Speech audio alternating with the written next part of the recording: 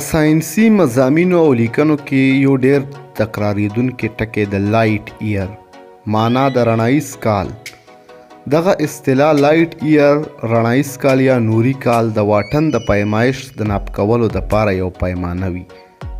لکه څنګه چې په ځمکه کې د واټن پیمانه میل، کیلومیټر، فوټ، میټر، همدغه شان د فلکیاتي جسمونو ترمنځ لرېوالی په لایټ ایئر پیمانه ناپ کیږي. ولې چې په فضا کې د سیارې او د ستارو شتون او د یو بل لرېوالی دومره زیات دی ان تر دې چې که په عمومي ریاضیاتو کې ولیکل شي نو عمومي خلک په پرې پوهه هم نشي. د دغه اسانۍ لپاره فزیکس پوهانو لخوا د لایټ ایئر اصطلاح منځته راوړل شوه چې وضاحت یې په داسې ډول کیدی شي که چېرې دوه سیارو ترمنځ 6 لکه کیلومیټره واټن وي نو رڼا به دغه واټن په 2 سکنډه کې لنډوي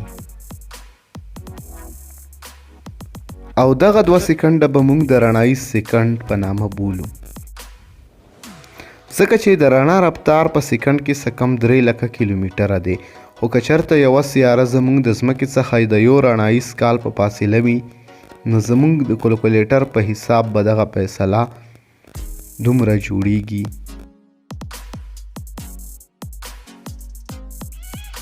تاسې به پوهېدلي وئ چې رڼایي کال اصطلاح د اسانۍ لپاره منځته راوړل شوې ده. د فلکیاتو په میدان کې د لویو فاصلو په اسانۍ سره د پوهېدنې لپاره کارول کیږي.